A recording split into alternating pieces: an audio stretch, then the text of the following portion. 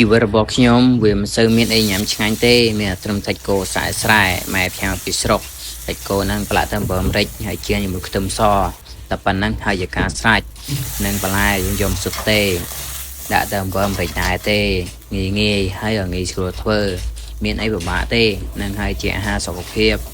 ជំនួយដល់ប្រូតេអ៊ីននិងរាងកាយឲ្យមានសាច់ដុំមាំមួនបន្លែសុទ្ធទេក៏បានឆ្អិនយើងទុកវាម្លាយតមកយើងយកសាច់គោដែលយើងចៀនហើយ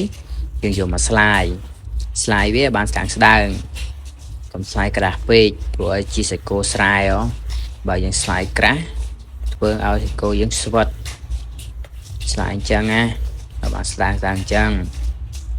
តមកយើងរៀបចំដាក់លើចានតមកយើងមានបន្លែមកដេកជាមួយបន្លែហ្នឹងហៅ baby kale ជាមួយខ្មែរកេផើសោះយើងហៅថាអំបិលអាមេរិកហូបនឹងតំណងអត់អ្នកទាំងអស់គ្នារ៉ែតែខ្ញុំផងមើលតាអាហារល្ងាចហ្នឹងវាមានតែប៉ុណ្្នឹងទេ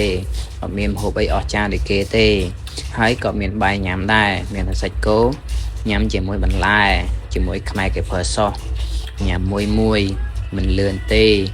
ព្រោះអីវាមិនឆ្ងាញ់អត់ឆ្ងាញ់ក៏មិនឆ្ងាញ់ក៏ត្រូវញ៉ាំដែរព្រោះអីវាជាទូនាទីសម្រាប់ខ្លួនឯងការដាក់វិន័យនិងការញ៉ាំឲ្យបានត្រឹមត្រូវរស់នៅបានល្អនឹងហើយជាមេរៀនជីវិតដែលយើងមានកលការសម្រាប់ខ្លួនឯងមានវិន័យសម្រាប់ខ្លួនឯងមានប៉ុណ្ណាញ៉ាំប៉ុណ្ណឹងទៅ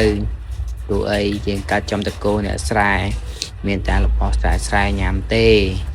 នឹងហើយជាជីវិតរបស់អយុធមិត្តមានគឺបែបហ្នឹងងាយស្រួលធ្វើហើយក៏ងាយស្រួលញ៉ាំដែរវាអត់មានអីពិបាកធ្វើទេអ្នកទាំងអស់គ្នាអាចយកទៅអនុវត្តតាមខ្ញុំបាន